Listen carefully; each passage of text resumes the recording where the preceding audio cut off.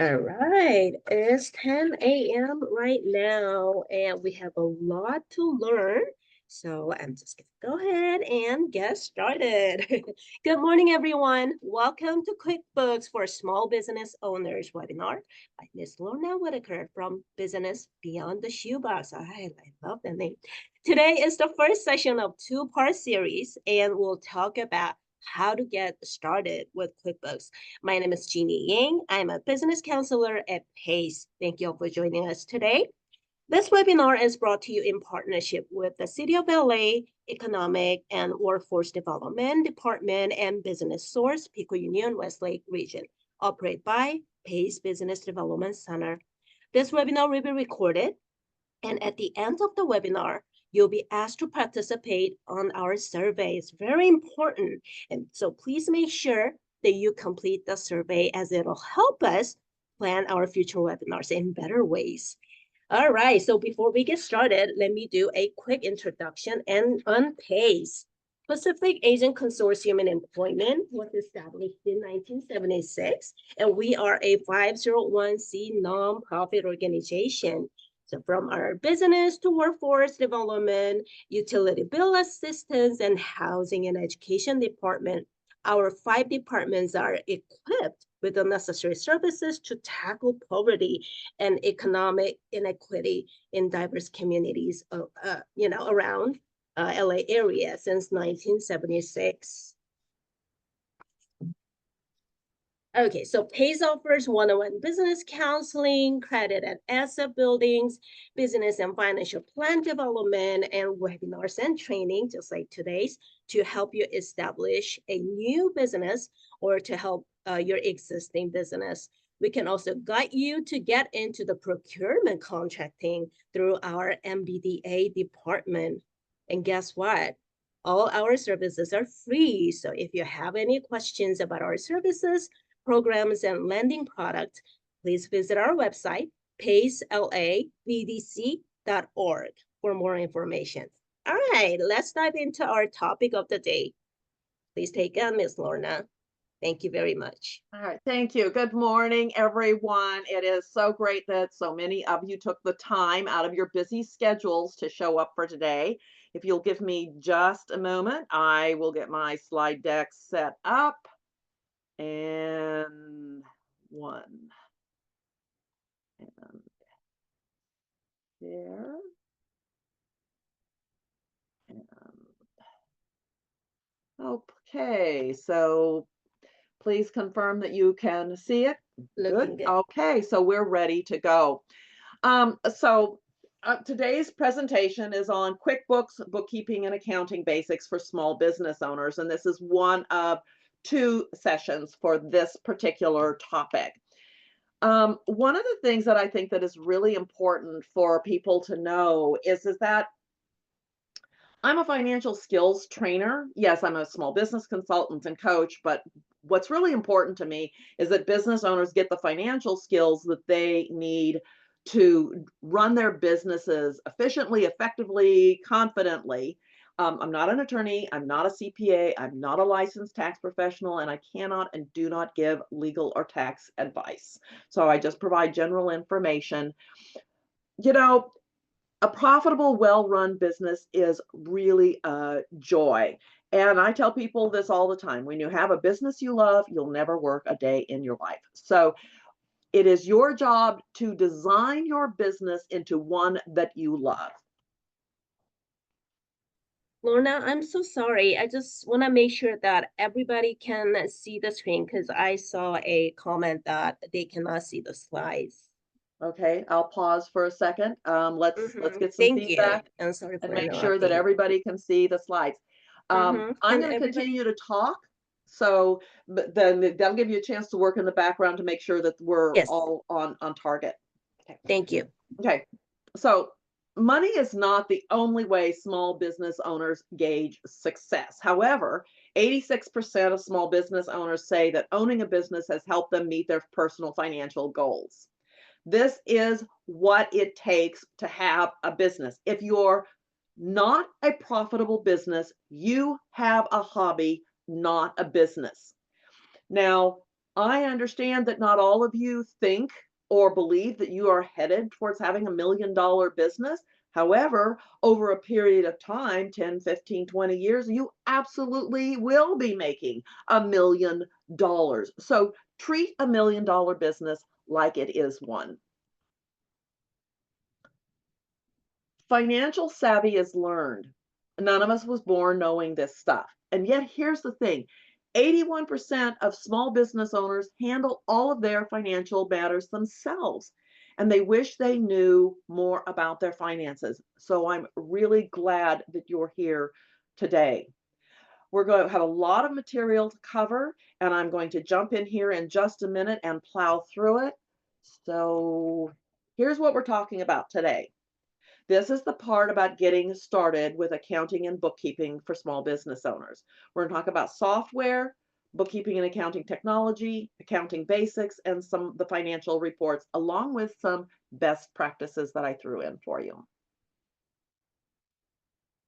Software. Okay. First of all, QuickBooks is not a super affordable software. Okay, this is the desktop. Desktop was sunsetted last year in about July. So the only desktop version is QuickBooks Enterprise, which, as you can see, is a little on the pricey side. Okay, it is an annual subscription. It is not something you buy one time and you're done, as it used to be. So the advantages to QuickBooks is the fact that a lot of people know how to use it. It's powerful software, effective, efficient, and really, really fast. So if your business is better off with a desktop version, and some are, okay, then this is what the QuickBooks Enterprise desktop version costs. And I gave you a link down here so you can check it out yourself. This is the QuickBooks Online pricing. As you can see, they have done typical marketing stuff. They've said, oh, we're going to give you 50% off for 3 months. So it looks really super affordable for a simple start, $17.50.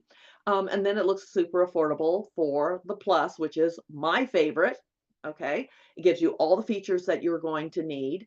But then if you are at the full price, it's a $1,188 per year. So I'd like to say something about QuickBooks. I love QuickBooks. It's kind of a love-hate relationship, I'll tell you, because the pricing. However, it is one of the most powerful, effective software out there. And what we're going to be doing today is I'm going to show you how to actually get started. The tool is actually very simple to use.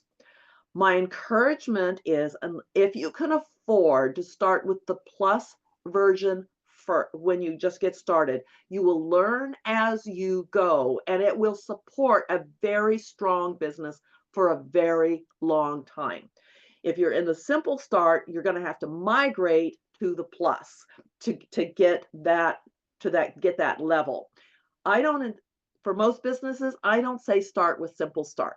I know that that's it's called a loss leader, where they give you something super affordable, you get in, you start using it, and as you grow, and you should grow every single year, you're going to find that it's insufficient to really support you.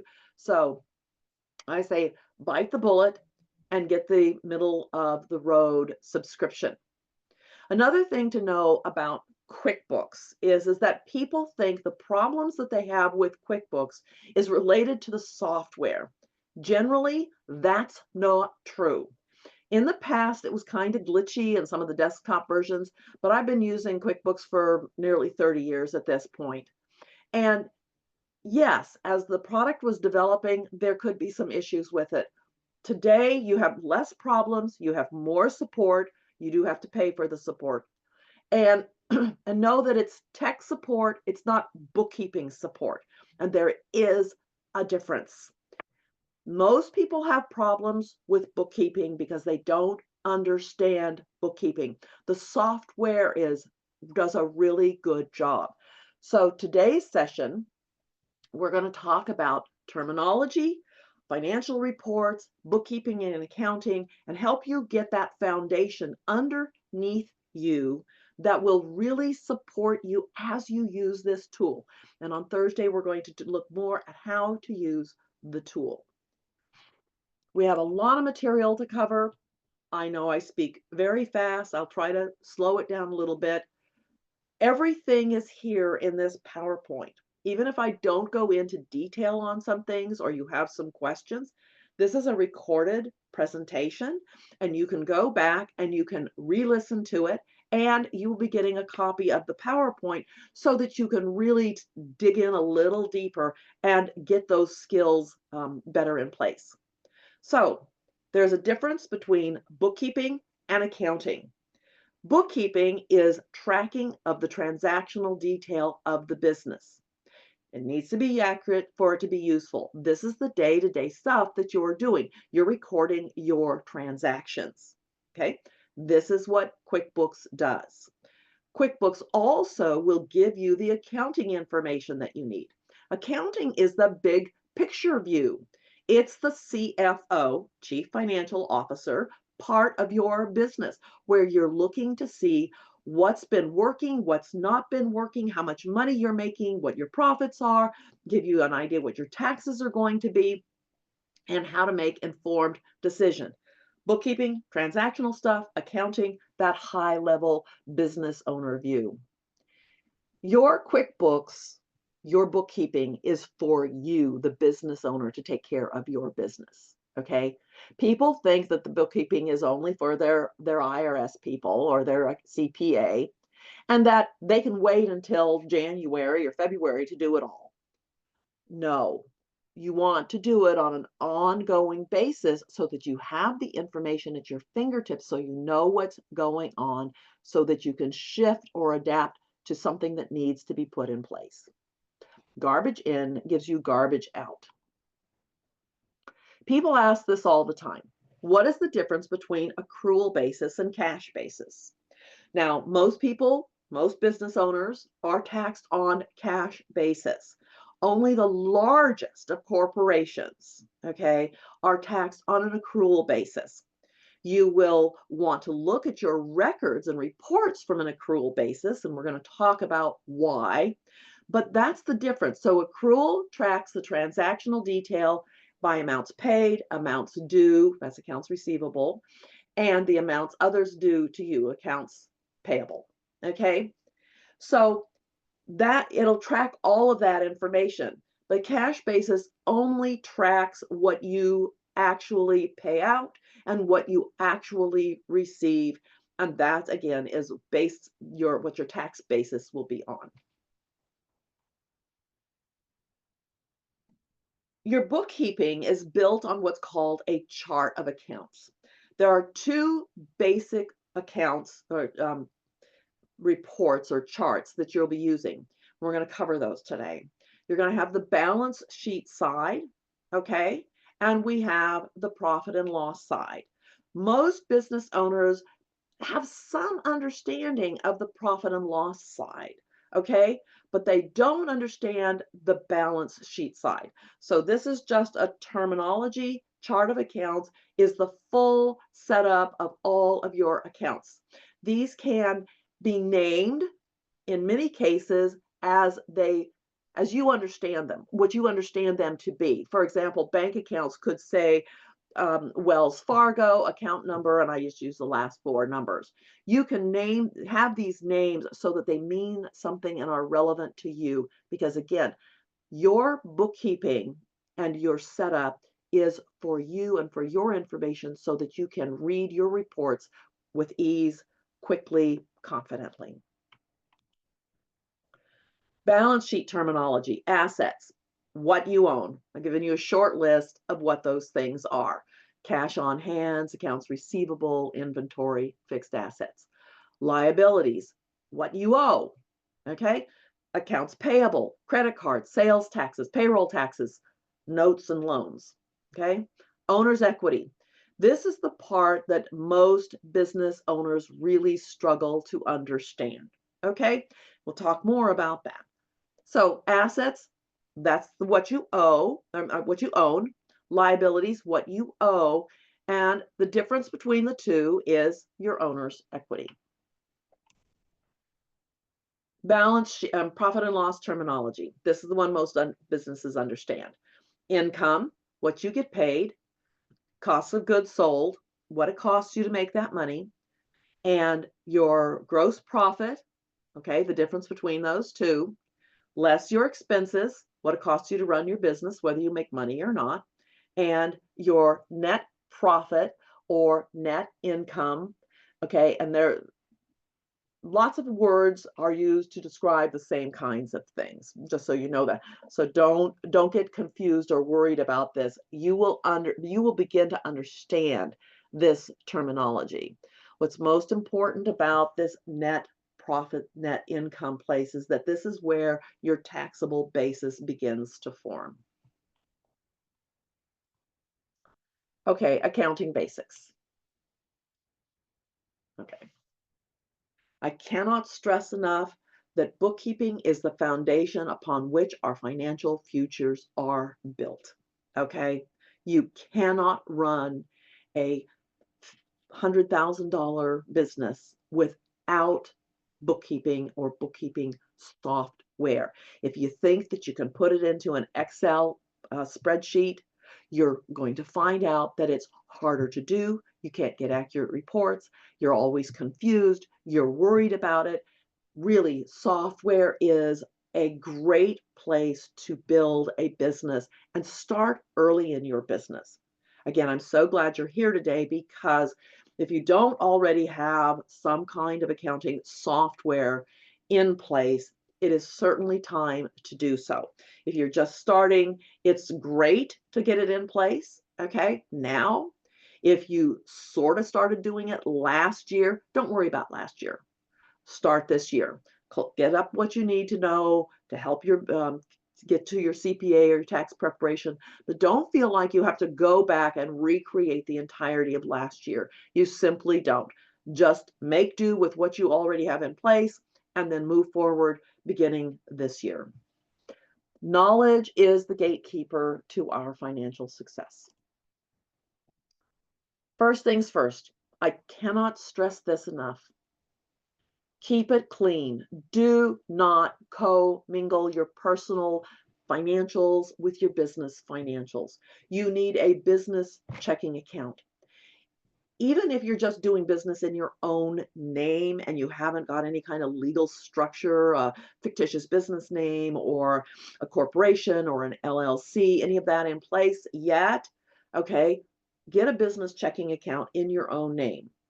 Get a business debit card. That's the card that's going to be tied directly to that checking account. And get a business credit card. Now, many of us cannot get a card in the name of our business, and that's okay. Just have one, no more than two credit cards that you use solely for the purpose of your business. This really helps you. Why? It makes your bookkeeping easier, it's cleaner, it's faster, and you are less likely to be challenged if you were ever audited about commingling your funds, because the IRS has the right and the authority to disallow things that they don't think you've kept careful track of. So keep your bookkeeping clean, keep your bank accounts clean. Okay, so we're just going to cover these again. This is important that you know this cold, all right? That you're able to pull up these 6 items and you always know exactly what they mean. On the balance sheet side, we have assets, liabilities, equity. When you see these words, you hear these words, you need to say, I know what that is. I really do know what that is. And our next set of slides is going to help you to know this better. But you have to be able to know this because when you're doing your bookkeeping, you can say, oh, what is this? I know how to categorize this because, oh, this was an asset. Oh, this was income. Or maybe it was a cost of goods sold. Or maybe it's an expense. The better you know this, the stronger this skill is, the easier the QuickBooks software will be to use. This is what I have found out from working with hundreds of business owners and dozens of bookkeepers that they aren't clear on what these things are. So I want you to memorize these. I want you to be able to tick off the 6 items, okay? And you need to know what each one means. Here we go. I covered it briefly in terminology. Assets, something belonging to you. It's cash, inventory, furniture, equipment, etc. When you're first starting, you may only have a few of these items. So it's fine. Bank accounts, payment services like PayPal, okay, and inventory. This allows you to keep track of everything, and most people can get by with this. A lot of business owners do not have inventory, thus they probably don't have much in cost of goods sold. Bank accounts, this is more advanced, and you'll see the list that I have provided for you. And so as you're setting up your QuickBooks, and in the early part of QuickBooks, it says, what kind of industry are you in? And you will tell it, and then it'll tell you the setup that it thinks that you will need. Again, you can change the names so that they're more meaningful to you, okay? But whether they're an asset or a liability or an equity, those parts of it will not change. So assets are something belonging to you. Liabilities, something that you owe, okay? Debts, bills, loans, credit cards. Again, I'm showing you a very basic setup, just credit cards and maybe sales tax payable, and then a more advanced setup, accounts payable, credit cards, payroll taxes, sales taxes. Now, accounts payable, a lot of businesses in their early days do not use the software to post the bills they owe. They just kind of throw them in a folder or on their desk and they pay them as they go. Since we're cash basis, it doesn't have a super big impact on our businesses in the early days.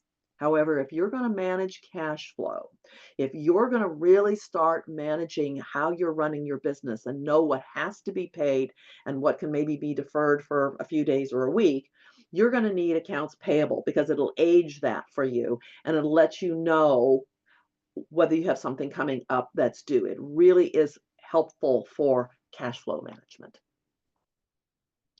Equity, the difference between what you own and what you owe.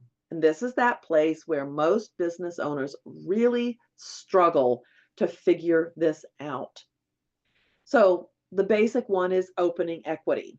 So for example, this is something that your CPA would like to have information on, but you don't necessarily have to use it. One of the reasons that they've used it for forever is because they didn't set up the owner's contribution, which you'll see under owner equity. So if I have, let's say I have a computer and it's a personal computer, and I've just started my business and I want to make my computer an expense to my business, okay, first of all, I have to make it an asset to my company. All right. So I'm going to enter that as my asset. And then I'm going to also enter it under opening equity. So let's say I think the computer's worth $500. I'm going to put it in the asset as for $500. And then I'm going to also show that it was opening equity, or I can do owner's contributions. A lot of the QuickBooks software does not have an automatically add in an owner's contributions section. And this has always caused my clients a lot of mistakes, okay, because they didn't understand. If I take money out of my own pocket or something like a computer and I make it a part of my business, that is not income. That is, in fact, a contribution that I have made to my company. Owner's contributions are monies or goods that I add to my business. I do not have to put them into opening equity. It's just a way to help your CPA figure out your first tax year or a change maybe during the year, okay? Owner's draw is the money that I take out for myself. That has different names. In a sole proprietor, it's an owner's draw. The money you take out of your business is not taxable for a sole proprietor, owner's draw. For a corporation or LLC, taxed as a corporation, okay, it's called a shareholders or members distribution. Again, lots of names and terminology that mean exactly the same thing. Money that I take out of my business, okay? Those things might be taxable. Your business, your CPA or tax professional just needs to know about it. But for a sole proprietor, they're not taxable. Retained or net earnings, this is the difference between your income and your losses for the life of your business. What the balance sheet does is it's a snapshot in time. Okay, on this particular day, this is everything that has happened in my business from day one. All the money coming into and out of my bank accounts, all of my liabilities, and all of my equity. And it's like if I run this report on January 15th, it's everything that happened before January 15th. If I did it on December 31st, it's everything that happened on or before December 31st at the moment that I run this report. Okay. I'm not going to go into necessarily the detailed equity. I just want you to see that there are other things that you can put under the equity that might help you. One of the things that I think that's important, I guess there's two of them, is the personal expenses and personal taxes. A lot of people pay their income taxes, which are a personal expense or cost. They pay that out of their business accounts. It doesn't go on your profit and loss. It belongs on the balance sheet because it's a form of an owner's draw. And personal expenses, if you use your business credit card or your business account for personal purchases, that's where this goes. They're not an expense to your company. And you will get stronger at this as you go. When you first start, just look at each transaction separately and go, what is this? Sometimes it's easier to go, what is this not? Okay. So income. This is what you get paid for what you do. And I've just covered it. If you put money into your business account, it is not income. Income 99.9% of the time is only what you get paid for what you do. There are some nuances, but generally speaking, it's only what you get paid for what you do. Revenue for your services, revenue for the products you sell, and then you may deduct things like sales returns and allowances. So I'm kind of put that in there so you could see. As you can see under the advanced, I've given it more detail. This is perfectly okay. This is actually perfect because it's for you as the business owner. What part of my business is making me the most money? Okay. Some of it might have sales tax applied to it. Some of it might not. But you get to design that for you so that you can really tell what your business is doing. Costs of goods. So costs of goods are expenses directly tied to your income. The IRS is not particularly concerned about whether it's a cost of goods expense or whether it's a general expense. A general expense is whether is something that you pay for whether you make money or not. Costs of goods are for you as the business owner to go, am I making any money on the services and goods that I'm selling? Am I charging enough? And so I want to see everything that is directly tied to my income. So the basic form is products. I have inventory on hand. As I sell them, then I remove that cost under cost of goods. So let's say I buy my widgets for $10 and I sell them for $20. Okay, now my gross profit is $10 on the widgets that I sold. Okay, maybe I have direct contract labor that I am using to create my widgets or to provide services to my customers. I may want to see that there, but it's very specific to the income. All right. And I always like to see merchant service fees here because as we move more and more into that debit and credit card way of paying for things, we're going to see those merchant service fees. And we want them to really stand out so that we can figure out if there's a better way of doing this. Okay, so merchant service fees, while they are bank fees, I prefer to see them under costs of goods because they can really ratchet up to be something we have to pay good attention to. Again, under the more advanced version, you can see I have quite a few other things here. Under direct labor costs, this would be for employees who produce the products or provide the services.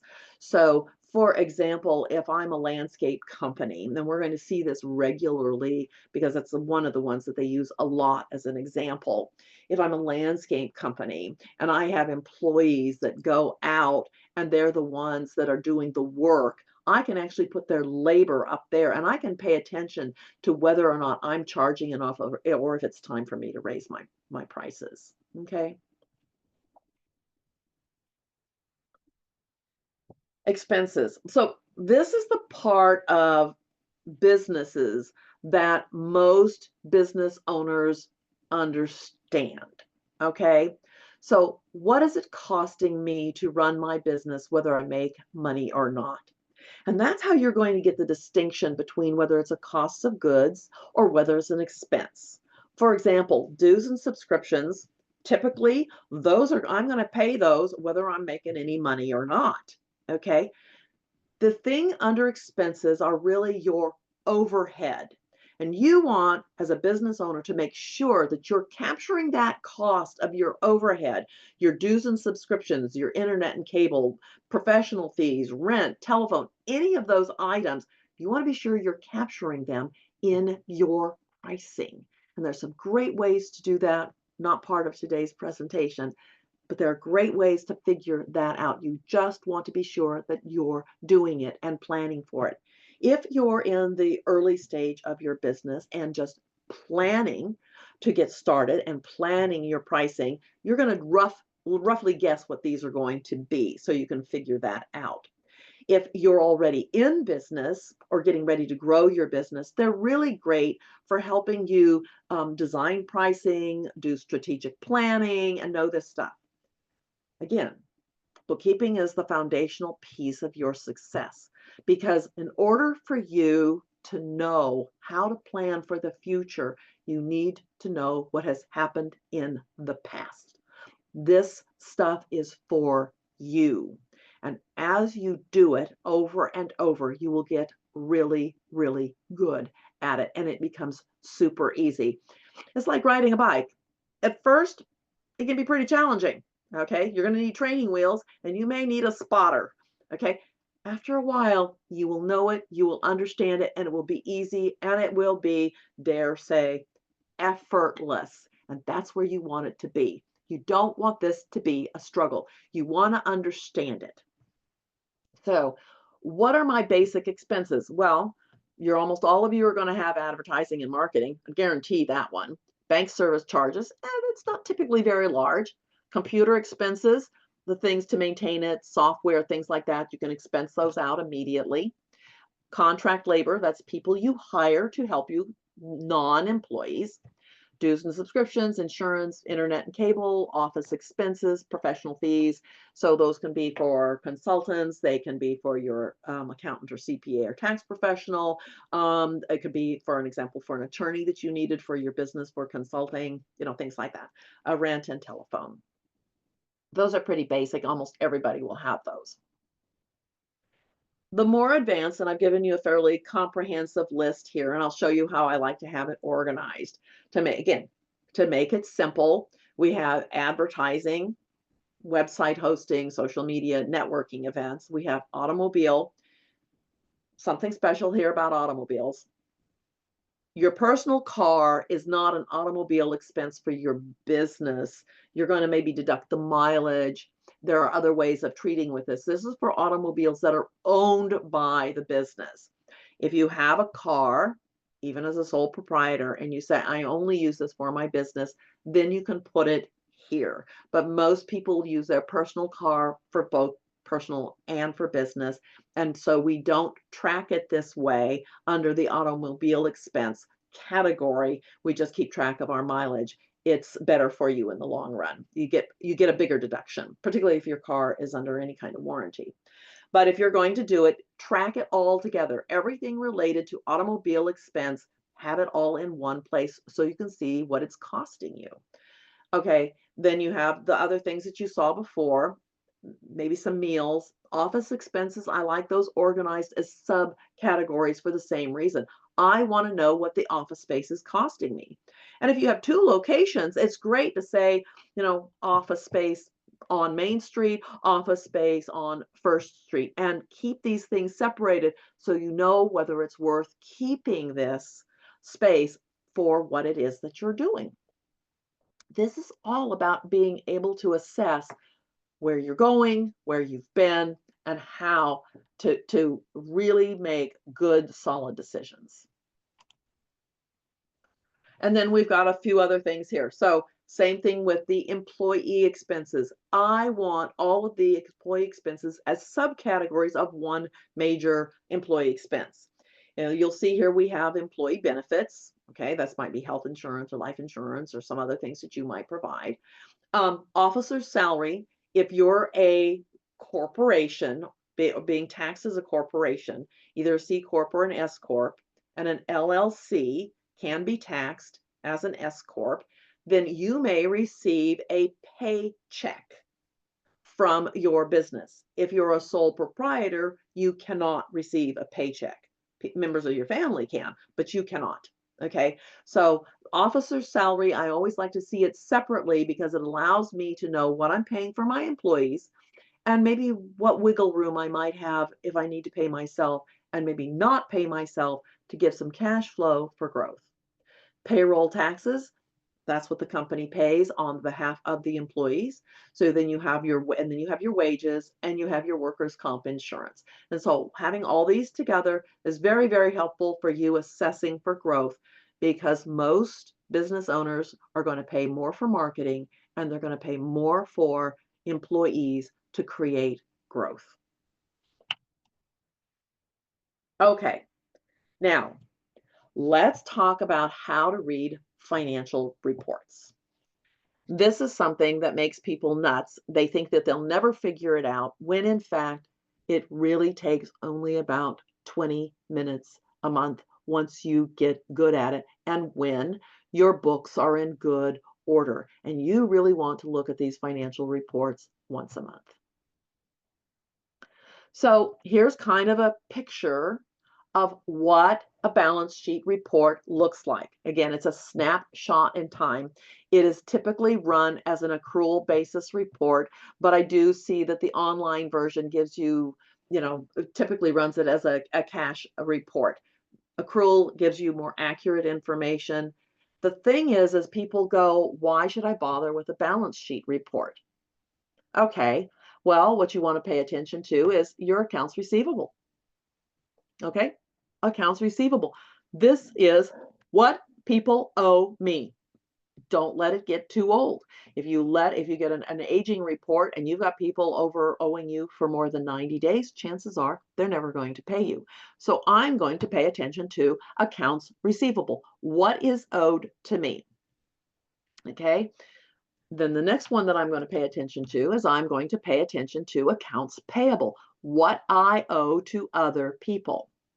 Now, what I'd like to share here is that if I'm look back up under assets under inventory, if I only have $1,000 of inventory on hand, and I know that I sell $5,000 or $20,000 of inventory every month, and let's say part of what's in accounts payable is something that I still owe on my inventory, I need to pay that bill for inventory because I'm going to need to order more inventory and they may not ship it unless it's paid. So this is how these areas work together.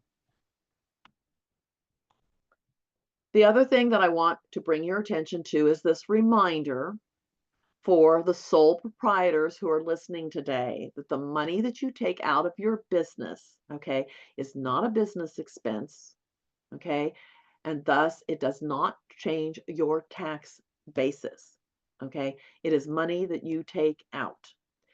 For the corporations and LLCs, your member share or shareholders distributions may or may not be taxable, and that's going to be a conversation for you to have with your tax professional so that you can learn how to strategically manage this place.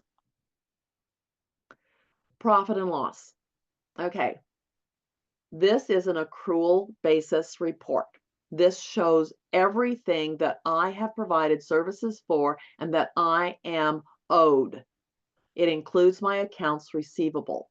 It also includes my accounts payable, things that I owe. Okay? So the big pieces here are the accrual basis report is not a taxable report. Your tax basis does not show up here on the accrual report. This is a business owner's report to make strategic decisions and know the health of their business. The report that is most important for you from the tax basis is going to be the cash. This is the one that's showing you the cash flow. All right, so the reason that this is different is that there's $3,000 sitting in accounts receivable. So I'm not showing that money because I'm only showing what I've actually been paid or things that I have actually paid for. So here again, that changes my total sales and it changes my gross profit. These are the places where you're going to see the changes. Let's say for the insurance, I only paid part of it. So I have $400 sitting in accounts payable. And it's real important for you as a business owner to look at which kind of report that you're looking at. Am I looking at cash basis? What does that tell me? Am I looking at accrual basis? What does that tell me? So you're going to have purposes for looking at each of these reports. And then you'll see that your total expenses change and your net profit changes.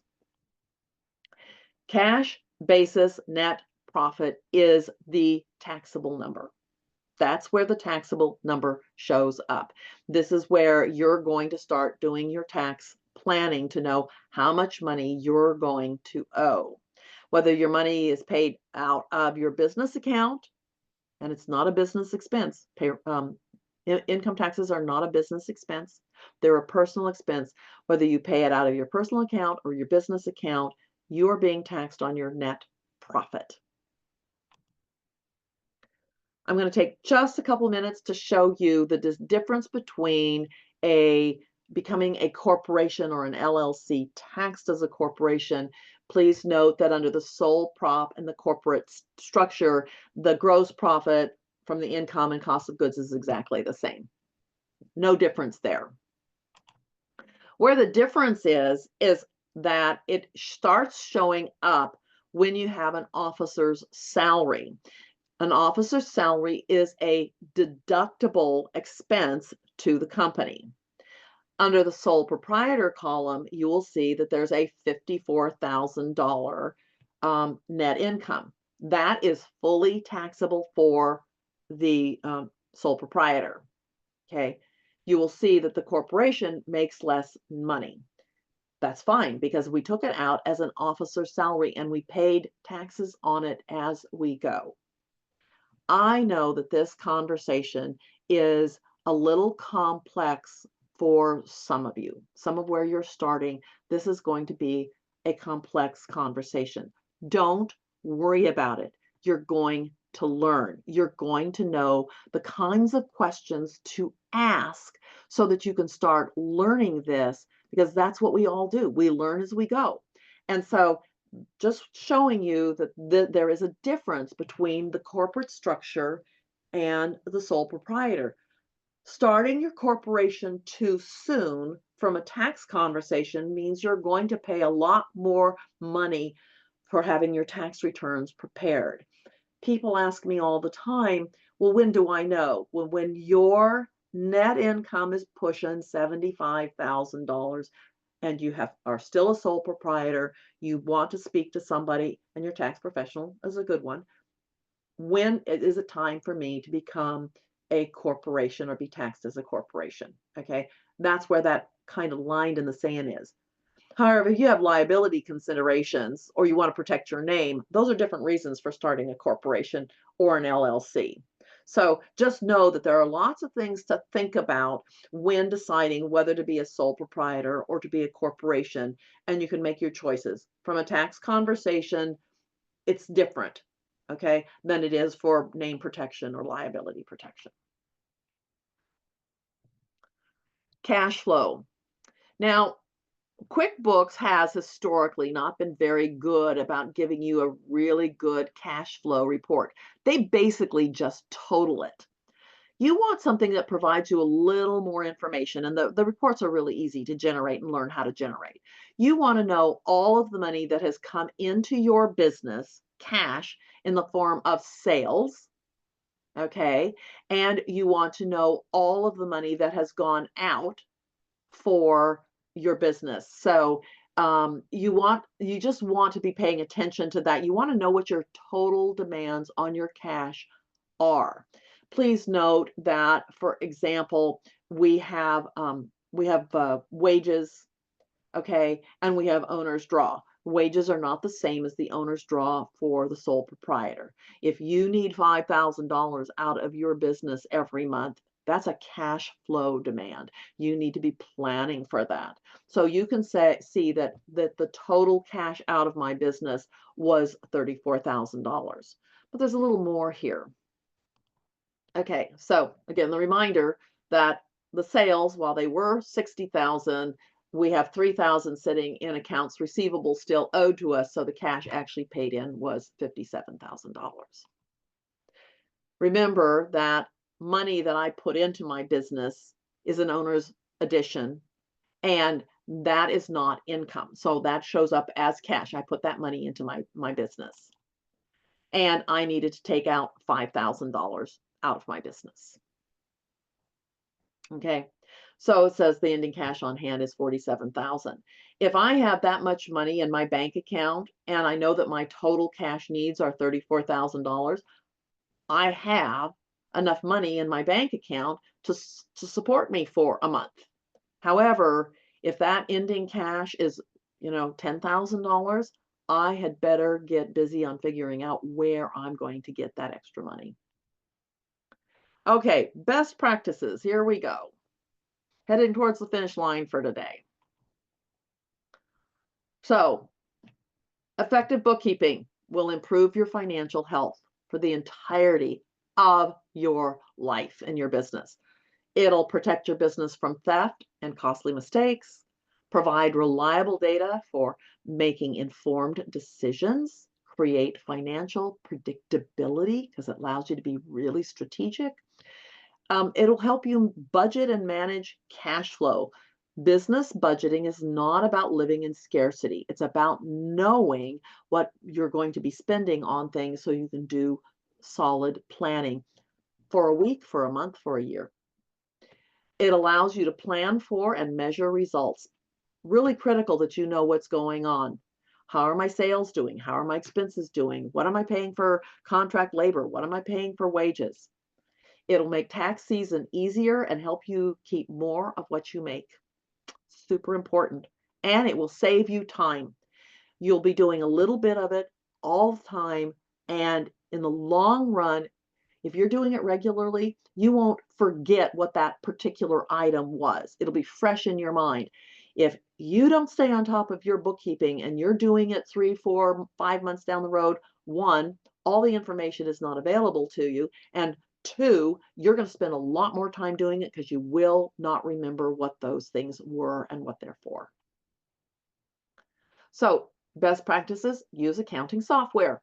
I'm a huge fan. Set up a bookkeeping protocol and stick with it. What that means is, what day of the week am I going to do it? I'm going to carve it out, make sure that I'm having it done. Okay? If you get behind on your bookkeeping, get it caught up. Reconcile your bank payment services, your bank accounts, credit cards. Do that monthly. That means do a hard reconciliation. Today's online services with QuickBooks means that you can see what's going on in your bank account because they're synced up. The thing is that you need to do a hard reconciliation so that you know what's cleared, what's not cleared, capture any mistakes, and you're doing it in real time when you remember it, and you're solving these problems as you go. Save you time in the long run. Keep co-mingling to a minimum. Does it happen? Of course it does. Of course it happens all the time. The IRS is not going to beat you up over this unless it becomes a problem and you cannot identify what you're doing. If you've got too much of it mixed together, it's hard for you, it's hard for them, and you may end up in an audit. Learn bookkeeping basics for yourself. Even if you hire it out, you're the CFO and you're always responsible for the accuracy of your books and the financial health of your business. You have the oversight. You never walk away from that responsibility. If your bookkeeping is more than you can do or will do, hire help. But you still need to know the basics. And that's what I provided you here today. You need to understand what the reports are telling you. If you're a small business or startup, monthly bookkeeping should be enough if you don't have a lot of transactions. Instead, focus on revenue and delivery of goods and services. Revenue generation is the big part of your business, which could be marketing and advertising, and the sale and providing services, goods and products. If you're a more established business or you're struggling with cash flow, do your bookkeeping weekly. That's the minimum. Do it weekly. Tip, if cash flow is problematic, use a weekly cash flow dashboard, and you'll do that every Monday. And you'll kind of see where you're at, okay, what money you have, what you're going to have to spend, and what you could predict will be coming in. If you have an in-house or third-party bookkeeper, be sure you receive timely reports based on your needs. If you have an in-house or third-party bookkeeper, be sure you review your bank statements and accounting software for compliance every few months. That means pay attention, look at them, do a deeper dive, ask your bookkeeper questions, make sure that the information is accurate and complete and that matches your bank statements. A lot of business owners have the bank statements come to their homes. They never let the bookkeeper touch them, okay, third party, okay? Put getting your reports on your calendar and review them no less than monthly. And if you look at something and you don't know what it is, find out what it is. Get trained, get educated, use knowledge as your powerful tool to move your business forward. Okay, so that is pretty much it for this presentation. What we're going to do on Thursday is we're actually going to do a live demo. In the past, I have done more with the desktop version, but I'm going to be doing more with the online version since most people are going to be using that one or going to get into it.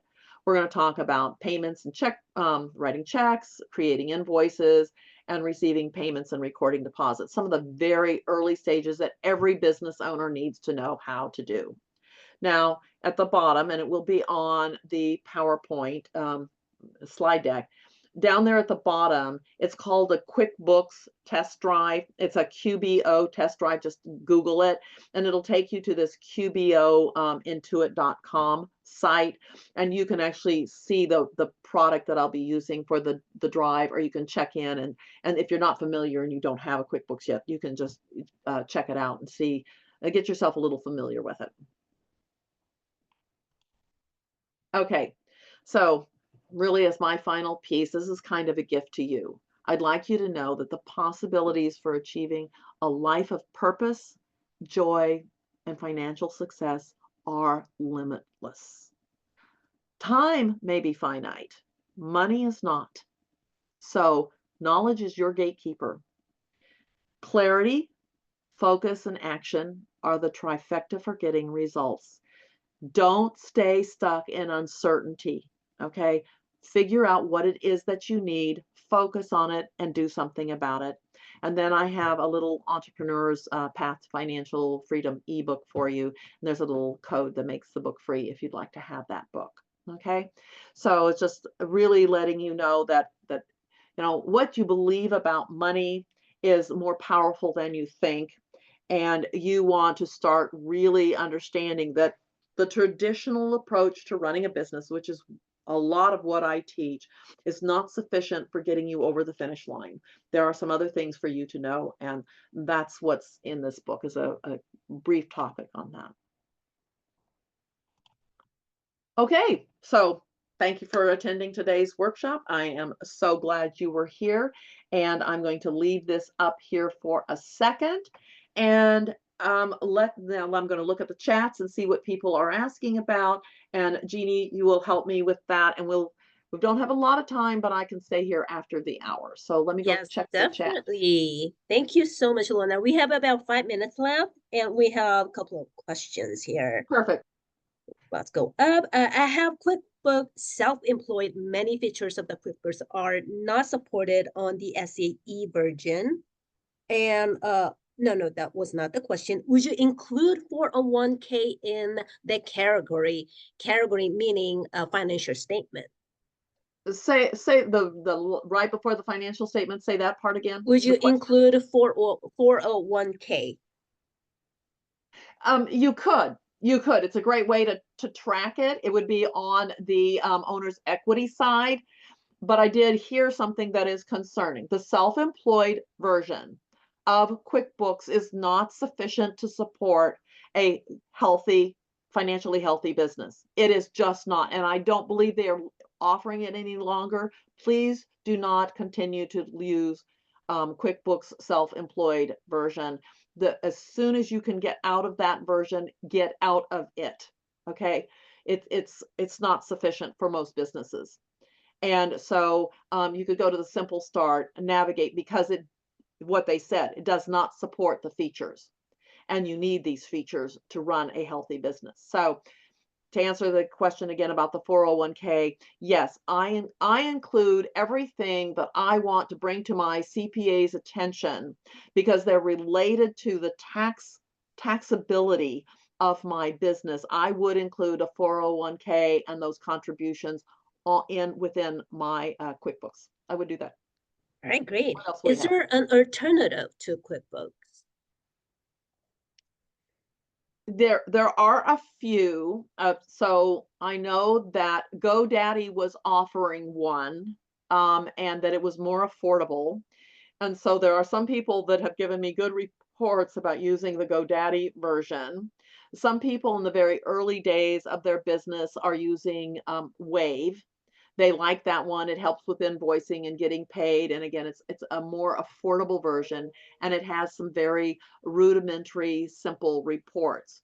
So the question needs to be for yourself is, where am I at with the startup of my business? And am I ready to go into something more powerful like QuickBooks? Because you're going to have to transition out of what you're doing that's an alternative.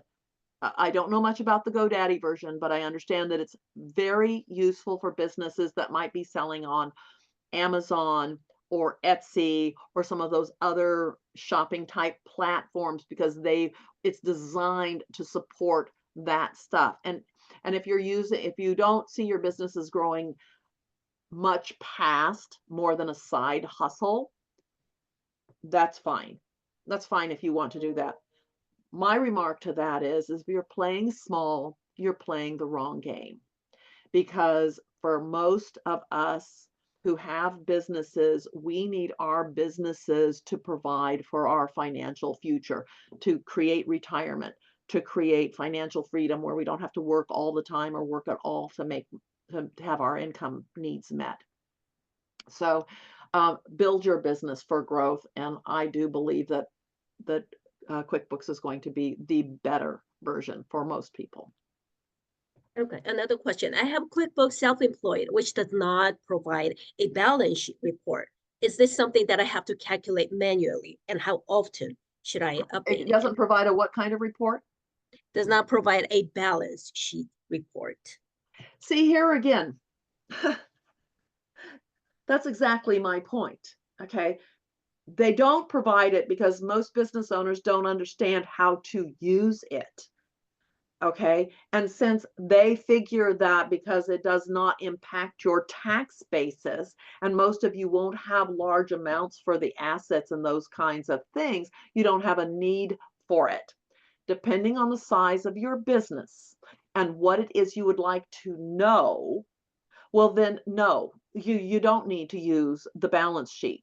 The place on the balance sheet that is important is going to be accounts receivable, okay, and accounts payable. And then it might be the value of your assets.